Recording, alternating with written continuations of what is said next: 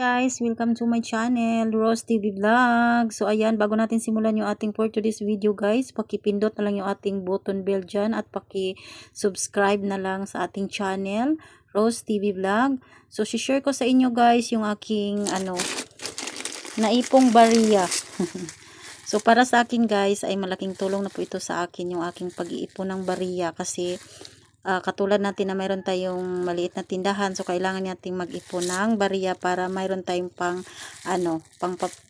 baga natin isukli ba, no? Magbisaya na lang ko guys para madiretso-diretso ang atong pag-istoryaan no. So mao ni guys, gikan din sa ko ang gamay nga alkansya guys. Ako nang gibalot-balot para ready to palit na lang kung mayroong pasinsilyo or magpapapil ba ana. So isa ka balot ani guys is 500 ni siya guys. Para dili pud ta kaayo kuan ba kalas og silupin kay kani mga silupin guys ginapalit biya pud nato nino. So mao ni guys, gipakita lang nako sa inyo guys, dili ni nako ingon nga akong ipanghambog sa inyo guys kani 1,000. Kay kung nakoy tigom mas damo pa ang tigom ang uban no, mas damo pa ani. Di ko katigom og daghan guys kay tama-tama ra jud ang amo ang income guys sa adlaw-adlaw na mga panginahanglanon.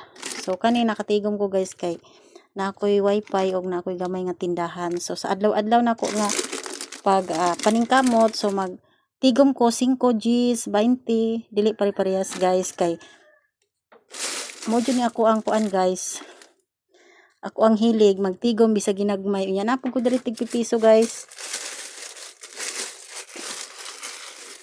Kani 100 po ni siya sa isa ka balot guys, nabubulol na ako. So bali upat ni ka balot diri sa tigpi piso. So 400. So na po ko diri guys. Mga tunga na siguro ni. Unya kanipod.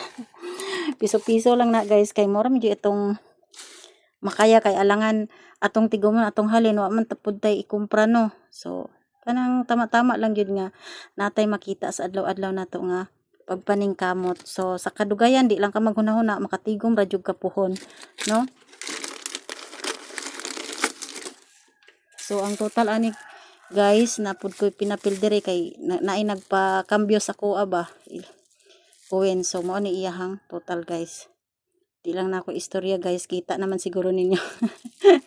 So nging anak ko kasinop guys sa bariya. So bisaging ani lang ni akong natigom guys. No, dili jud ingon nga daghan jud, no. Pero nalipay nako guys kay at least na ako'y makita sa ako ang tinigom. So mao lang sa to guys ang ako ang mai-share. No, kung nagustuhan ninyo ako ang for today's video, pakipindot na lang yung ating button bells dira para updated kayo sa aking next video. Thank you for watching. Bye!